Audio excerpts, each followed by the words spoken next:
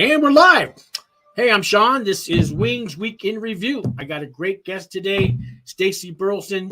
She's got a really tragic story with a happy ending to tell you guys about. All her years in prison and how she turned her life around. And let's see what's going on here. And I guess normally Ann, our founder of Wings for Life, is out of town this week. She tried to get on to give you guys an update. So we'll have to do that next time. All I got right now is a shout out to the ABQ Service League. They donated lots of boxes full of children's toys and children's books and children's clothes. And if you have any children that need any of these toys, books, clothes, any of the donations we get, just give us a call and we will hook you up right away. In the meantime, I want to introduce Stacy Burleson. She founded or co-founded Women in Leadership. And I know she did 6 years in state prison. She had her father was murdered. Her son was murdered. She has 6 kids.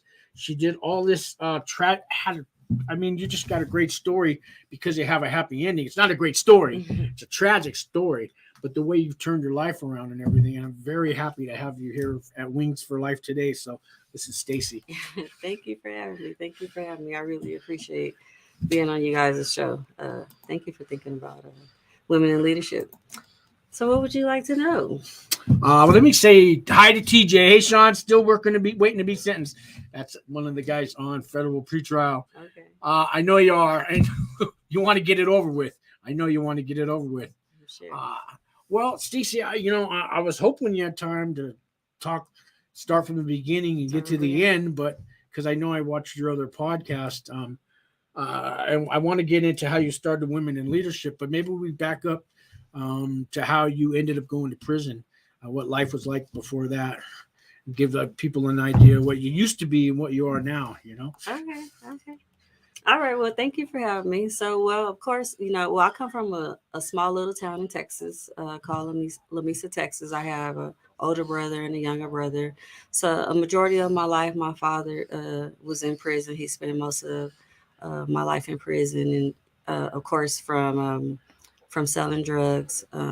So he was gone most of the time, and so I had my mother and I had my other 2 brothers, and a lot of times I lived with my grandmother, so I was raised a lot with my grandmother.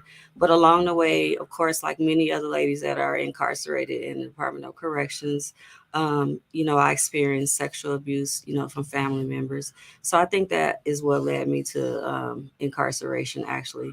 So, eventually, I played sports, and then eventually I went on to college, and I went on. And how I ended up in the state of New Mexico is because I had a brother that was living out here, and I had some other relatives, and I was running from a domestic violence relationship. And then I ran straight into another domestic violence relationship. Me and my mother ran from my father for years. Yeah. It was for our lives, so I get it. Yeah, running from one domestic violence relationship to the next, which I ended up selling drugs, So like I said, my father spent a lot of my life incarcerated for selling drugs, but I never seen it. I never actually seen drugs until I came to the state of New Mexico. And then I ended up, being introduced to a certain neighborhood, which was the Kirk edition, where a majority of the African American people live, and selling drugs was easy. Is that the war zone? Is that what they call the war zone? No, it's not the war zone. It's off of like Gibson and University. Okay. So it was a black neighborhood. It's not black anymore because eventually they forced all the black people to sell their homes, forced them out of the neighborhood, even though they were the ones that flushed the neighborhood with crack cocaine. I sold crack cocaine. I could just stand out there all day long if I wanted to and sell drugs. That's how easy it was. So, This is back in the 90s, I'm thinking? I came here in 97. So I would say this was, maybe about 10, 20 years ago. Okay. I got incarcerated in 2010. So I was selling drugs, for about a few years before that. So that was... that wasn't that long ago. You know what I mean? I remember the crack. I was one of the guys looking for somebody like you standing on the street to buy it. And I ended up going to jail a lot of times. And I remember. Yeah. So I think those crack days are behind us. Right now it's fentanyl and meth. Right now it's fentanyl. You very seldom hear about crack cocaine anymore. It's out there. And then you never even really hear about anybody overdosing on it. So, we got a real serious fentanyl problem in this state of New Mexico. I mean, it's everywhere. And most people think that fentanyl is a white drug. It's not. It's an anybody drug. It's an elderly drug. It's a cancer drug because you can OD off of it just from using it just as pain medication or accidentally or anything like that. So, I mean, that's definitely awareness that Women in Leadership is working on is overdose prevention. I've heard like 4 grains of sand, if you touch it and you've never done drugs in your life, that could kill you, right? If you have no tolerance. Or... I mean, anybody could probably overdose on it. You never know because they're cutting it with all kinds of things. So the best thing is to not touch it, especially a powdery substance if you don't know what it is. And if you're around anybody that's doing it, you might want to be careful because you don't want to accidentally overdose on it, right? And you want to anybody who doesn't have Narcan, everybody needs to get trained on that. But so yeah, Women in Leadership, I ended up trying to get out of domestic violence relationship and ended up just going from one relationship to the next. And then I ended up going to prison. And so my first, I had... You got a 12-year sentence? And I got a 12-year sentence. 6 years, you did 50% of your time? I had to do 50% off a 12-year sentence, and that was in 2010. So how do you get 50%? Is that like doing work programs or... No, in the state of New Mexico, they give you 85% of the time if it's a violent crime. Okay. But if it's non-violent, then it's 50% of your time. Okay. And is that if you work or participate in the program, or everybody gets that? Everybody gets it unless it's violent, depending on if it's violent or if it's non-violent. Okay. But you do have to work in prison. Okay. I only ask because I'm only familiar with feds and California prisons. So yeah, in the state of New Mexico, you have to work for your good time. So okay, yeah, you could do 50% of the time, but you still have to work for that time. Okay. So you have to get some type of job. You have to program. You have to do something to earn that time to get home. Do they offer many programs in a women's prison in the state? No, they actually don't. Well, let me take that back. Depending on what type of program you're talking about. Lump sums, they're lacking on the lump sums. So, but they are working on bringing lump sums back to the prison. So as far as programming, they do. I know my organization, we do programs and we Zoom into the Department of Corrections with the ladies. So we do something every day, sometimes twice a day with the ladies. So they are working on trying to make some improvements. Great. And some of those ladies that you Zoom in on are going to get out, and you get a chance to meet them when they get out? Yeah. So some of these ladies the ladies that we work with are 6 months to the door. So they're getting ready to be released. Some are releasing out of the state of New Mexico. Some are releasing to Albuquerque, just all over. Okay. So we should be interviewing. Well, we interview most ladies that are being released. We do one-on-one assessments with them on every day, on Wednesdays of each week. So you mentioned 6 months to the door because we're working on our Wings Work project where we're going to be hiring them. We're going to start them at $13.50 an hour, but 6 months to the door. We just got our applications and our packets and training manuals ready. We want to send them out. It's for men and women so they can have a job waiting for them through us and through Workforce. But 6 months to the door, same kind of thing. So if you have any people that need a job, we'll set up the interviews. We'll be hiring. And I think we're hiring 2 right now.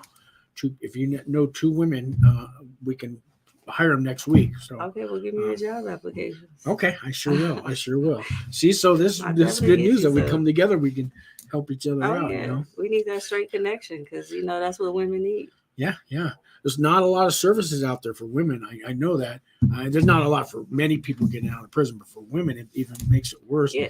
And then when a woman has children, and then I could only imagine getting out of prison. First, you want a job, a place to live, clothes, transportation. I have no money. I have all these kids that been CPS, Child Protection Services, probably got them scattered throughout the state. Are you ever going to get them back? Are you going to see them again?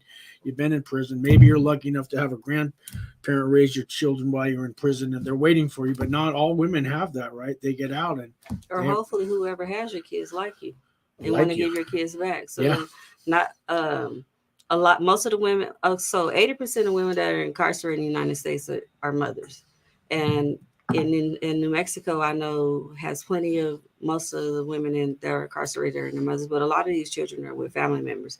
But family members have to understand that yes, you may be raising that person's child, but we should be doing everything to make sure that those children get back with their parents, that they're bonded back with their mothers, because these kids need their mothers. I know that I have experienced parental interference, where I lost custody of one of my daughters, and they took me to court, and the judge, which I feel like, these courts need to get out of the middle of these relationships. Tell me about it. These courts need to do what's right. They have guardian lightens, they have Pegasus. These people are supposed to have the best interest of the child, and that is not what's happening. And what the child may want may not always be what's best for the child. And we have to remember, family members, when you're taking care of someone's child, please do whatever you can to make sure that these kids are reunited back with their mother or their father, or whatever the case may be, because it is detrimental, and it will have a bad effect if this is not happening. And so I know in New Mexico, I know there are a lot of women who are losing custody of their kids. They're in prison, they're not being transported to court, and they're losing custody of their kids.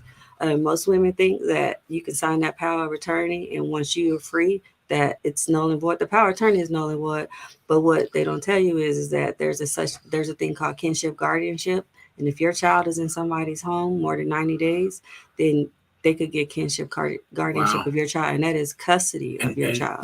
That's just, who are they to play God? I mean, you know how they say defund police? I say defund child protective services.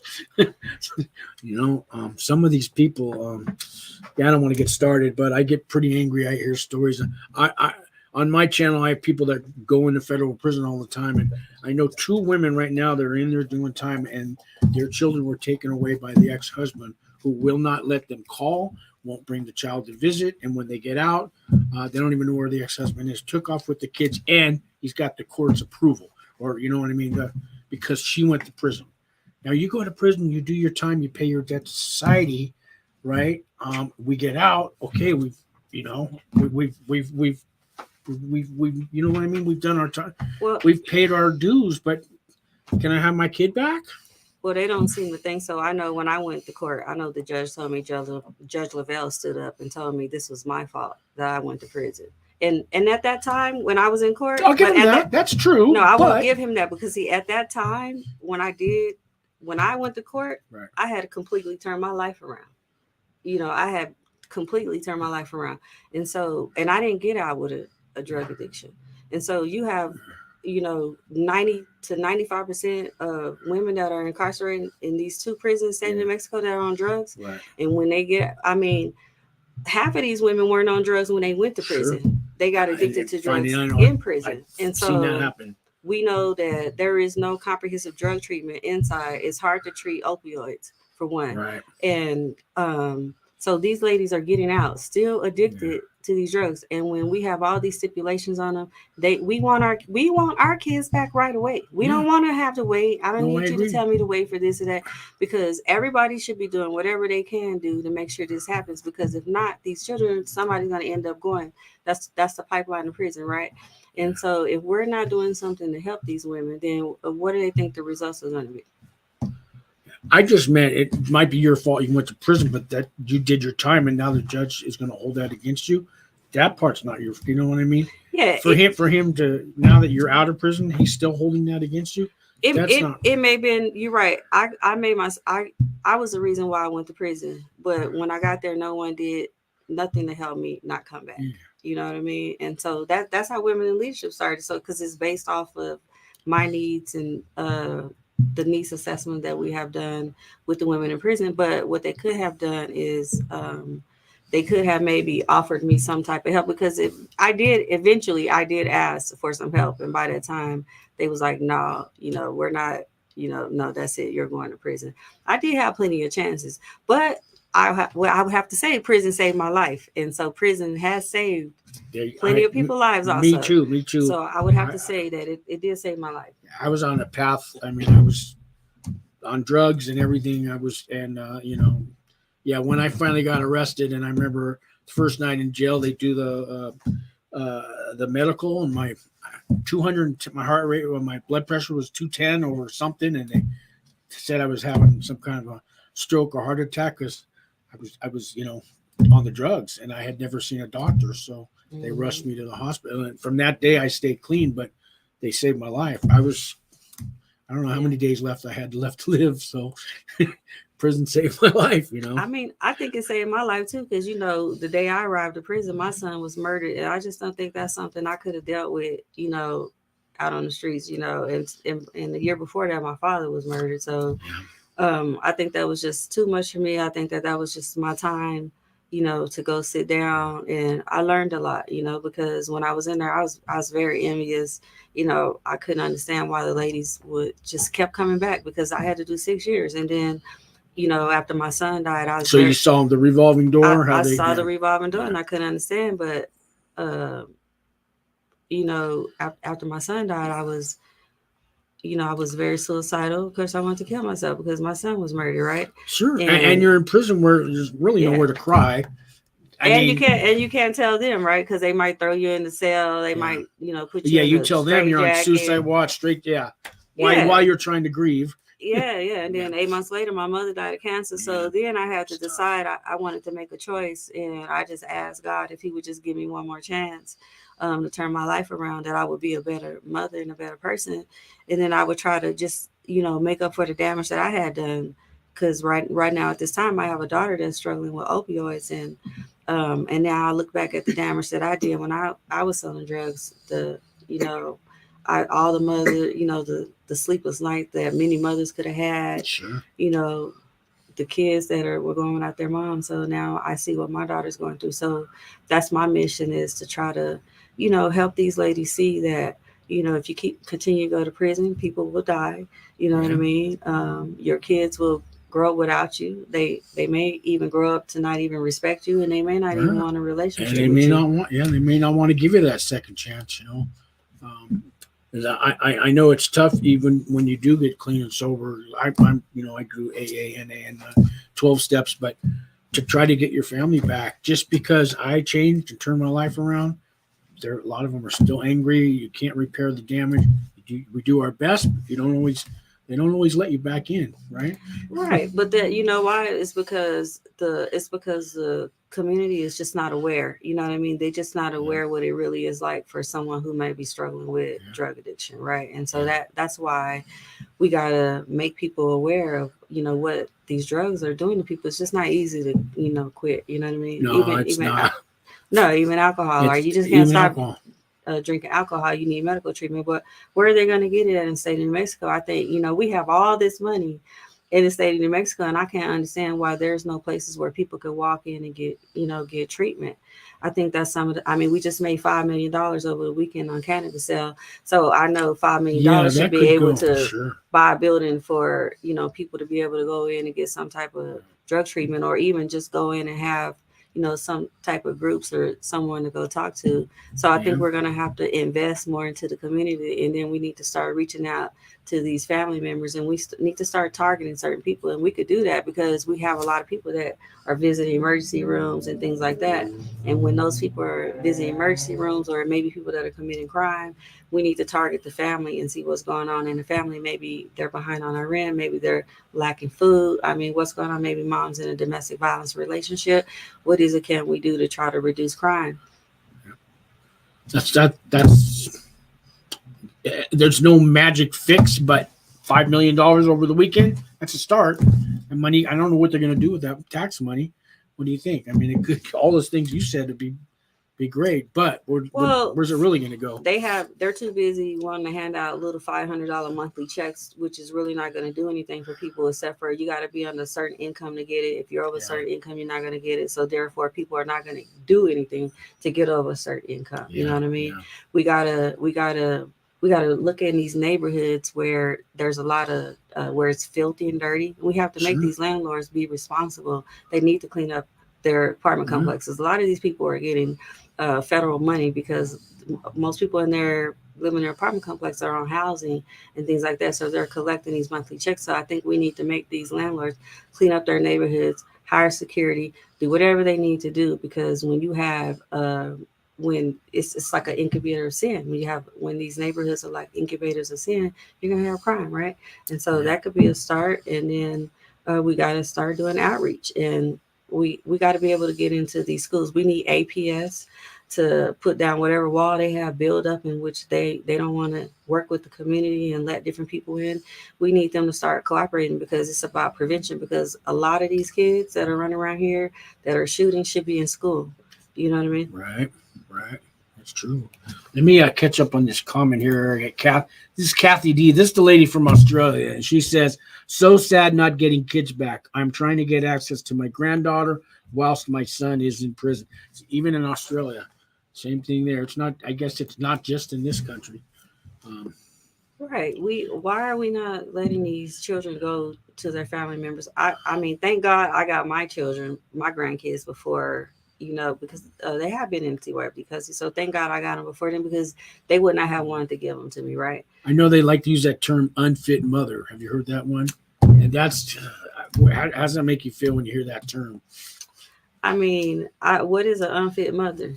Right. You know what I mean? And who, I mean, who decides that? And whose opinion is that? An opinion or is that a fact? Or how do you prove it? And maybe I used to be, but now I've turned my life around and you're still calling me that. And that's a label. That's an unfair label, if you ask me. Right.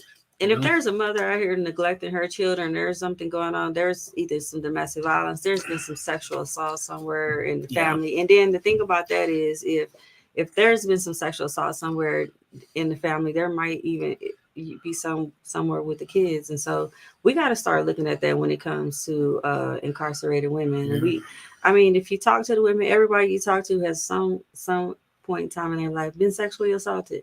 And if they're on drugs, it was a family member, it was a close friend, wasn't hey, I just want to go do drugs. You know what I mean? It was somebody that turned them on to it. Yeah. So that and what people don't know is what affect you may affect me differently. I might try something one time and not like it and not try it again versus you might try it and you're addicted right then. Like that, yeah. Right. And a lot of the stuff is happening on accident. It's happening out of curiosity, and then people are just takes their life, or you know what I mean? Right. Can you think back to when you first went to prison, like your first week? Was it the first time ever in prison? Do you remember how you felt, the experience? How was it hard to? I mean, did you? Do you remember? Yeah, I remember because my son got killed that day. So I remember, but I thought, oh my God, I'm gonna get shanked. I'm gonna get raped. And so is there gangs I got to join or watch out? Yeah, that's what I was thinking. Right, or from the guards TV. Gonna rape me, right? Right, but it wasn't nothing like that when I was in prison. It was just like a big warehouse. It was just like a whole bunch of kids just running around, just doing drugs, and it was just horrible. It wasn't what I would have had rather went to a prison. Okay. You know what I mean? Yeah. And instead of that, and then it was just, and of course I was denied mental health in the beginning because they told me I didn't need it. So it was just a really bad experience for me.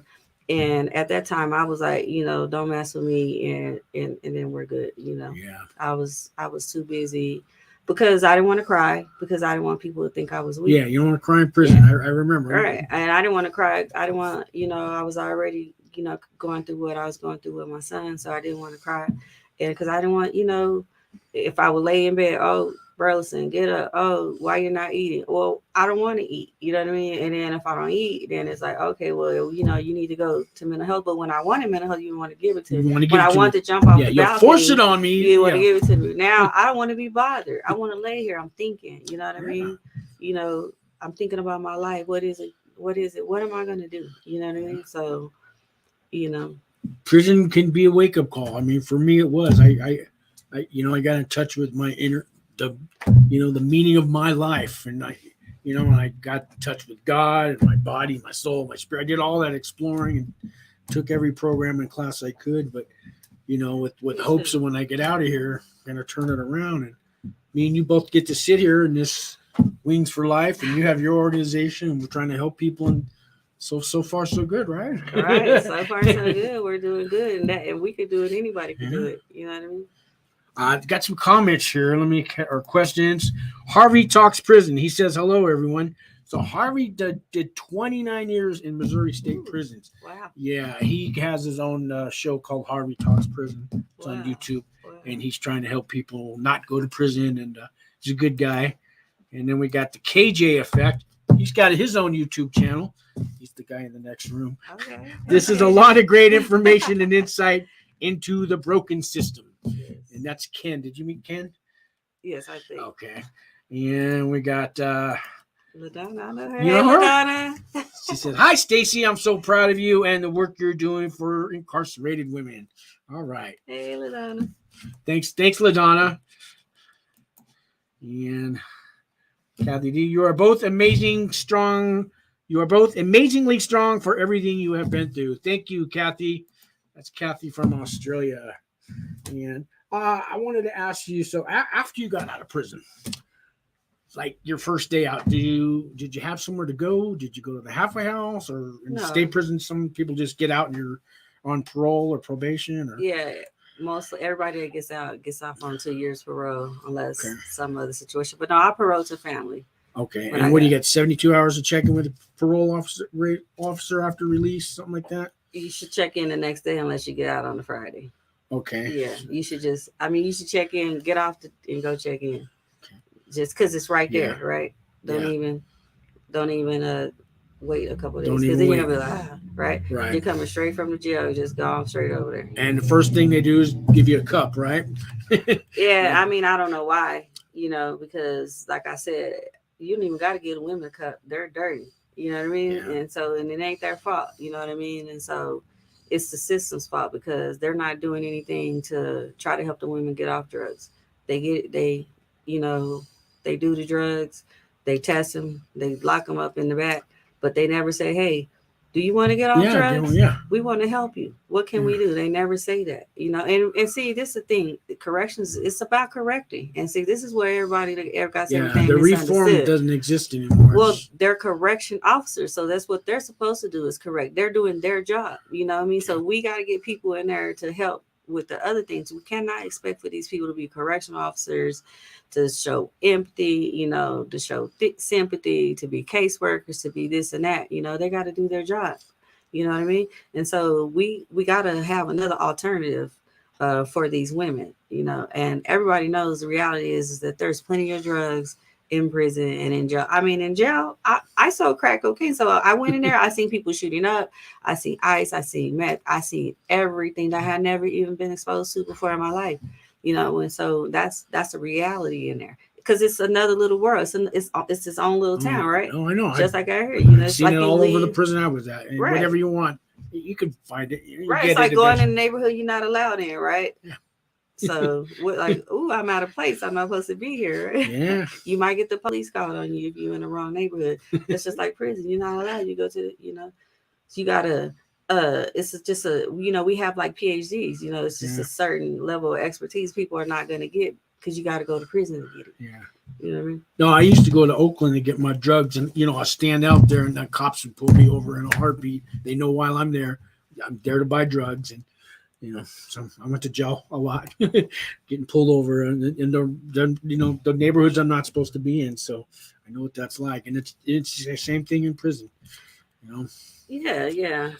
I mean, I know with the women, we meet with them every day, sometimes twice a day. We do different classes. We're just trying to feed them because they're hungry, and a lot of it's like mental health.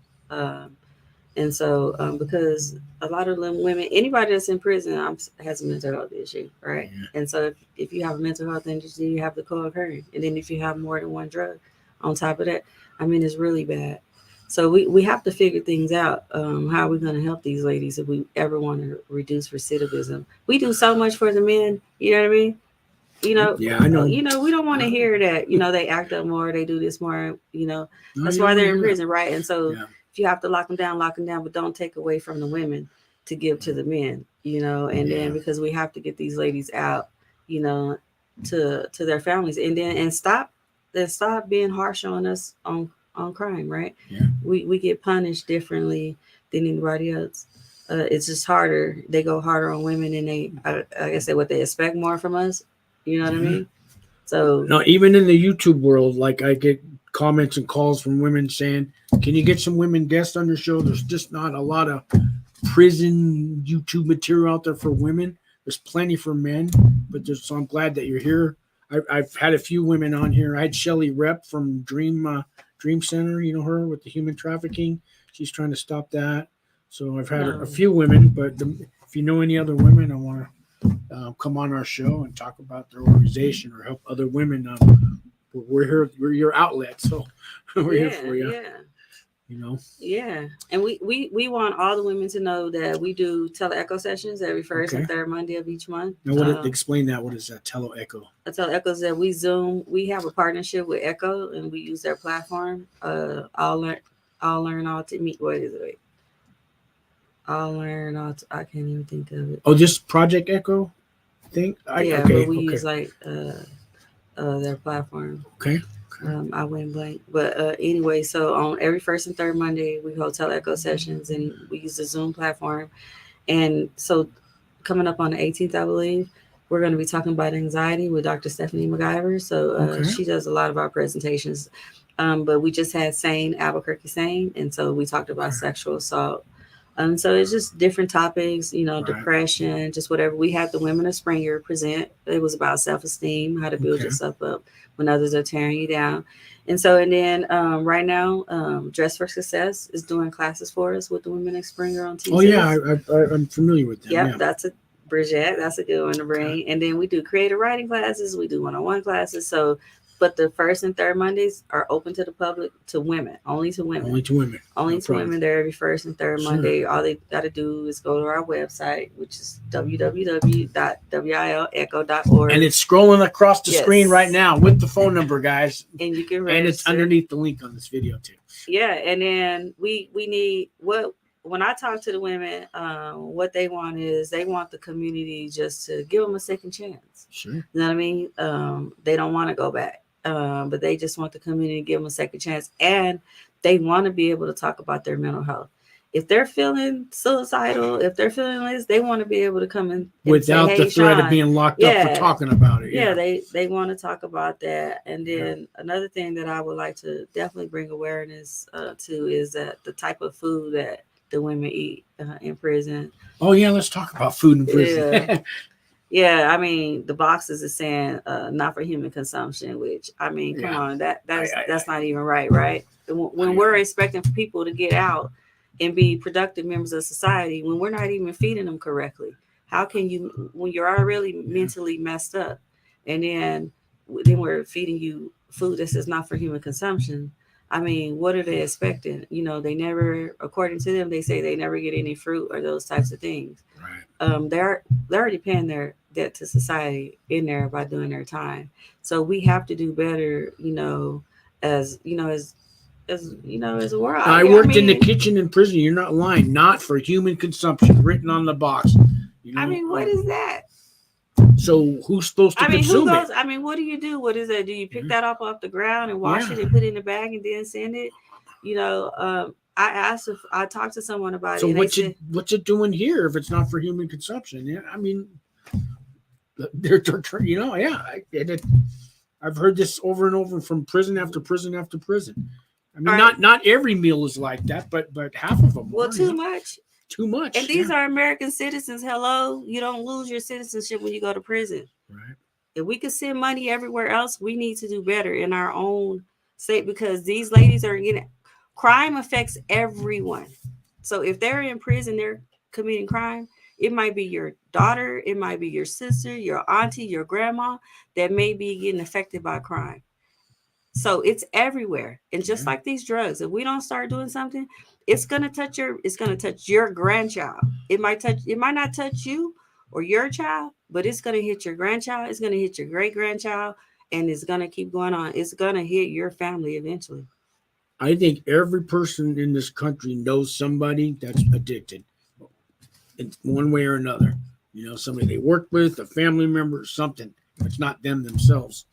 Would you say so? I would definitely agree. Yeah, I mean, drugs are just, and it started with the people getting with the Oxycontin didn't help, and people taking the back pains, and then that medication runs out. Now they're finding heroin, and now they're getting fentanyl, and now they're dying. And it's just, I thought the crack epidemic was bad, but we ain't seen nothing.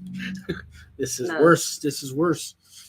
The crack epidemic was really bad because it just tore the Black family up. You know what I mean? It really did. And it tore a lot of people up, but it definitely, was a target against the African American family. So it was bad. And then you still have a lot of African American people using crack, but we have a lot of African American men ODing on fentanyl and opioids. And see, like I said, African American people think that fentanyl is not a Black drug, it's a white drug. So that's why people are like, oh, we don't care. Oh, now everybody cares because you have all these white kids. No, everybody it's affecting everybody. It's not just affecting white kids, but it's a different type of drug though. You know what I mean? And it's the different things that there. So I don't know. Many people know the difference between crack cocaine and fentanyl, but it's made different, right? And so with the fentanyl, they're cutting it, they're putting different things in it, they're lacing it, with they're lacing it in joints. I just seen some kids OD off of that, and they just made marijuana legal, so now there's got to watch out for fentanyl, right? Right, because people are lacing it. I mean, there's real evil in the world. I don't know if people know it or not, but there's some real evil out here. That's why you can't get rid of jails. You know what I mean? You can't get rid of prisons because some people got to go and some people need to stay there, right? But you what you need to do is you're gonna have to educate your kids. You're gonna have to educate your family on staying away from drugs and away from certain people. You know what I mean? Because like I said, a lot of these kids that are dying, they're accidentally dying. Right. Well, I know the number one industry in this country is pharmaceuticals, and number two is correctionals. Number three is medical. Would you agree? Sound about right? Yeah. Big pharma, and then they throw you, and then they lock you up, and then the doctor helps you live or die. I mean, it's kind of the big three. But we got to do something in this world, and I mean, it starts right now. Hopefully, there's somebody out there listening that going to call your number there or call our number. Both the numbers are on the screen. And we need volunteers. We need presenters. Volunteers, ladies. I don't know if you let men volunteer. Probably not. Women, though, right? Yeah, we're going to, no men are allowed on our tele-echo sessions, but the work that we're doing with the women, we are going to have some male presenters to them. But the work we do with the women, we only do it with them. We don't, the free world's perfectly understood. Yeah, the free world's not in on that, but they do join the first and third Monday. So we are going to be, but we're expanding our work, right? Because we're doing, we work with youth because that's where our prevention comes in. So on gun violence and gang prevention. And so we're expanding our work to men, but then we're going to be doing overdose prevention all over. And so that's with whoever, depending on the person, we might just train you on Narcan and give you the Narcan, or we might do a whole presentation. Just depends on our audience. So if there's a woman out there who hasn't been to jail yet or hasn't been to prison yet, but still wants to call you for help, would you help her? Right. Yeah. Any woman can call us because it's for any woman impacted by the criminal justice system directly or indirectly. And so that's everybody, right? Because we're all affected by what's the crime. Because there may be a woman out here living that lifestyle that knows sooner or later she's going to get caught. And maybe if you call Stacy here, we could change that. Yeah, see us now, or you going to see us later. And now it's better. Now would be much better than later. Just saying. You never know. You never know. Yes, it's rough, right? Because people are committing crime because they're trying to feed their drug addiction or they're trying to pay their bills. Or it's not just to do it. Yeah. It's something mentally is going on, but they have to be arrested. We got to get them some help. We just can't arrest them and then let them bond out and then that's it. That's not going to solve it. We've seen that's not working. Yeah, that's not going to solve it. So we got to figure out why are they doing this? What is going on? And like I said, some people you're just going to have to lock up. But there are some people that you could change. You could just see what is going on. Yeah. More than 9 times out of 10, there's some domestic violence. If it's a woman, there's some domestic violence, there's some sexual assault, some substance, something's going on in that house. Well, for me, I have 6 years clean and sober, but 7 residential drug rehabs to get that. That's the truth. That's the facts. My first one was in my 20s and a couple in my 30s and my 40s. I didn't quit, I didn't give up. I always wanted to help, but it takes what it takes. So not the first, my point is the first program doesn't always work. It usually doesn't work, but you can't give up on the person. You still got to be there and give them a second chance. And with drug addiction, a second chance, we need a third and a fourth and a fifth. So I don't give up on people, because I know for me, it took 7 programs, and a lot of them I did in prison and after, but I mean, it took that many for me to finally just get some time behind me. I could get a year clean and sober, and then something would happen. I'd get a good job and a big paycheck, and I'd go celebrate. Next thing you know, I'm homeless again. I'm gonna start all over again, start the cycle all over again. And I finally stopped it, but I was 50 years old before I was able to stop it. I hope I can help people. Not way before they're 50 years old. You want to be like me, 50 years old, and you finally got 6 years clean and sober. It's But you got it though. I got it, and I'll take it. Yes, most people don't understand drug addiction, right? Yeah. It's a disease, right? Yeah. You got to have help for it. You know what I mean? Yeah. When I got out of prison, I had a counselor, I had 2 community health workers, I had a really good relationship with my PO. See, we don't do it alone, that's right? For sure. And so that's what people got to realize. Like, we want to go to our PO office, we don't want to talk to our PO, but you got to be vulnerable, with your PO, because your PO is the one that can violate your back. If you get violated, that's who's gonna do it, right? It's the PO. That's right. So you might as well be open and honest, with your PO from the beginning, so they'll know. You know what I mean? They're human too. You know what I mean? They're human too, and so, but they got to do their job. But if they know, then they could possibly, help you out or whatever, So I think most of them, if you come clean, instead of waiting for a test to come back and then tell them some lie and all. If you come clean and ask for help, they put you in a program or something, and they won't violate you, and they'll find you some help. But you got to make that first move. When you get out, listen, officer, I have a drug addiction. Yeah. You got to say that from the beginning. I need help. It's not easy to do. You know what I mean? Because if I have a drug addiction coming from where I've been watched 24/7, and now you're going to give me this little bit of freedom, and I get out to the free world, and you got legal this and legal that, and you got everything running around. What do you expect? And hello, Albuquerque or state of New Mexico, 95% of the ladies incarcerated are addicted to drugs. They need help. They want help, and half of them got addicted when they got there. Yeah. This is true. And I know a lot of people on drugs want help. You may not hear it, but inside they want the help. And I've had the little talks with people back in my days.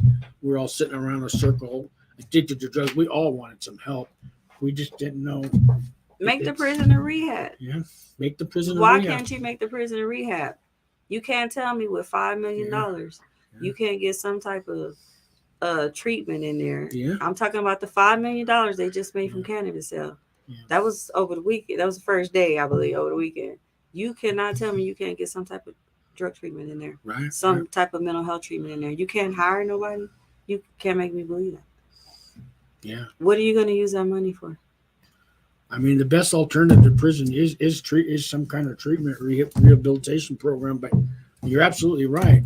So, right. Like if your prison and your jails are full of drugs, and it's me and it's you and the drugs, and then you don't do the drugs, and you talking to the police, you're telling, you're once when they get caught, right? You're gonna get caught, right? Because they're gonna know you're high, because it's gonna come down, and then they're gonna think, when you really told on yourself. But if I have to choose, whatever, I want to be able to say, no, you know what, I can go over here, because in this side of the unit, it's a drug rehab on that side of the unit. If this lady today say, listen, officer, she been acting up, she been doing this, and say today, hey, listen, I want to go to that side because I want to stop doing drugs. I need help. They should be able. They don't have that. They don't have that in women's prison. No, they don't have that. Some men's do, and I know in California they're starting to do that. But they have RDAP, but that's not. I did RDAP, but they don't have it for the women. Oh, the feds have it for the women, but the state prisons don't have it for the women.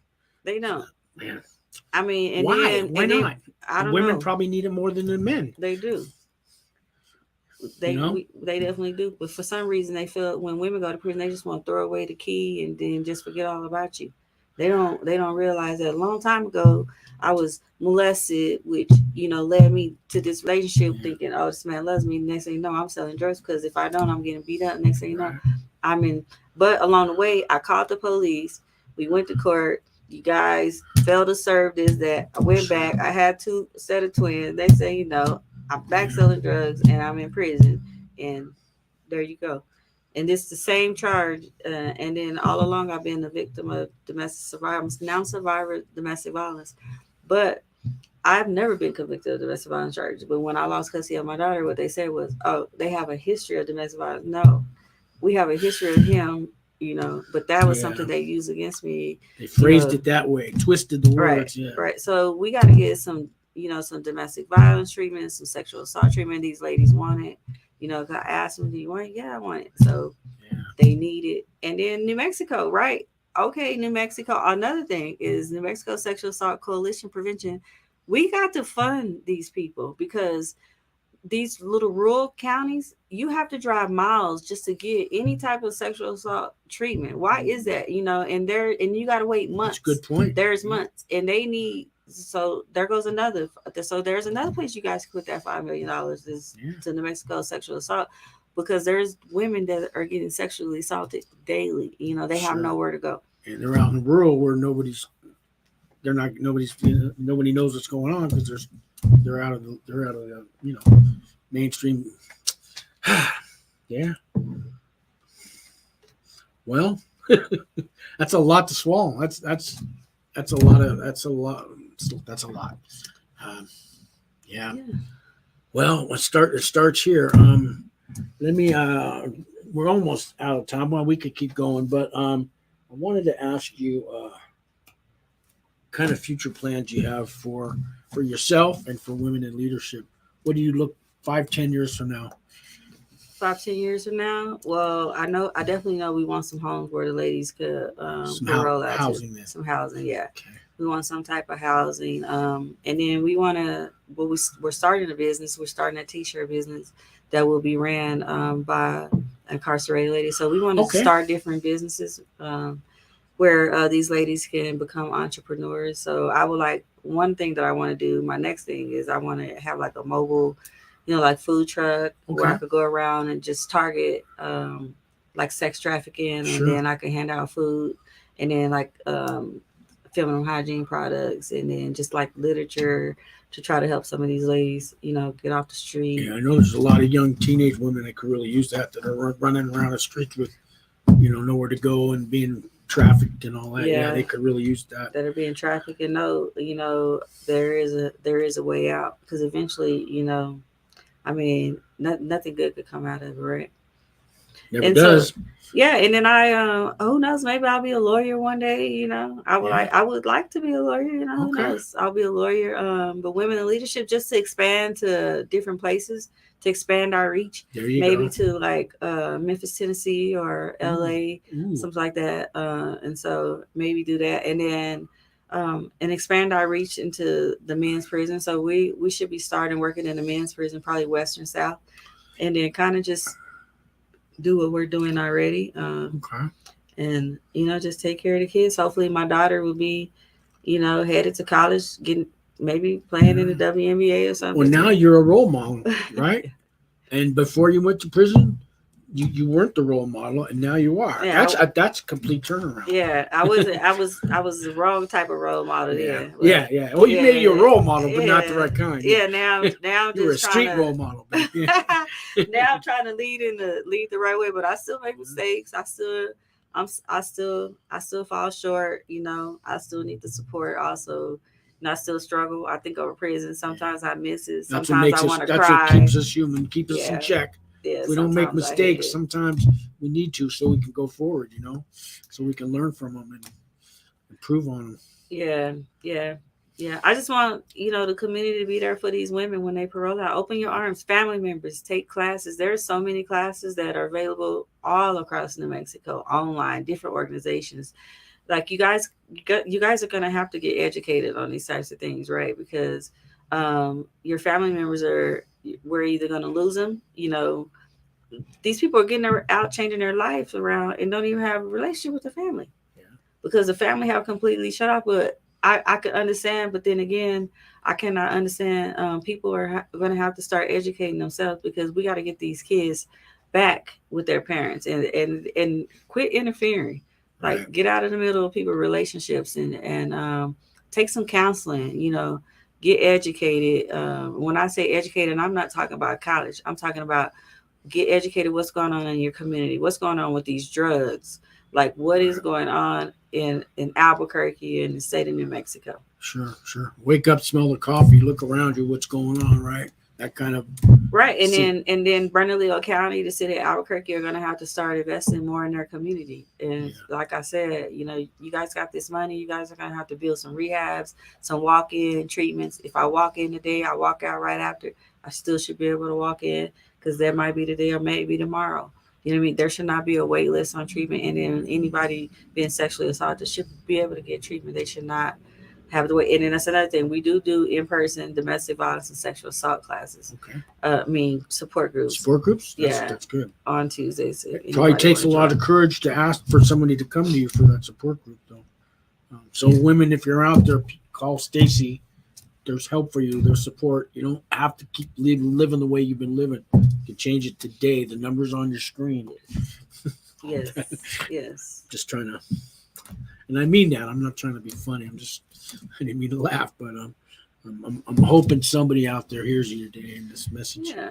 Anybody that's struggling, just, you know, don't give up. You know, like I say, sometimes I want to give up. I still, you know, cry. I still go through my own thing, but I believe in our mission. I believe in those ladies, you know, they're like my family, right? Yeah. So my family started dying. I was like, okay, I'm just act like the outside world don't exist. And I just, you know, I'm just have what's on the inside. Yeah. And when I left, you know, my kids were 2. When I got out, I thought they were still 2, right? They were 8. So a lot of things were different. And so, but that's a part of that mental health thing, just not mentally dealing or not wanting to deal, just being in your own world and just not wanting to feel that pain. And like I said, I almost got on drugs in there because I just didn't want to feel that hurt and pain. But one thing, like I said, I just prayed to God.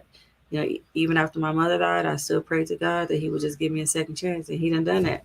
When I left the bed that I got out of but you did when the I work. was a general population, you did the work. Yeah, second I did the chance work. Came with hard work, but you got your second chance. Yeah, I did. I might need a third one. God. Wow.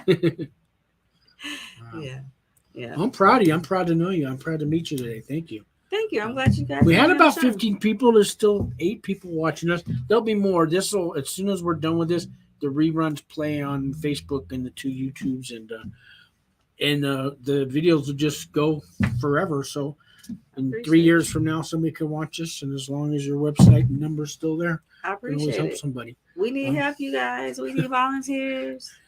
So I think that's about our hour. Any last words of advice or wisdom to tell the world out there? Yeah, people make mistakes. You know, just don't give up. Just do it. You know, just pray for that person or your higher power, whatever it may be, and then you know, just don't give up. That's what I would tell the ladies in prison. Even when it seems like everybody is against you, just believe in yourself. Just believe in you, and that's all that matters. You believe in yourself, that's all that matters. Yeah, don't give up on yourself. Yeah, that's very good advice. Yep, don't give up. Everybody else might give up on me, but I'm not gonna give up on me. Even on the days I gave up on me, I didn't give up on me. There you go. I like that. Next week it's Good Friday. We will not be doing a show next Friday because we're going to observe Good Friday. We will be back in 2 weeks. Same time, same bat time, same bat channel.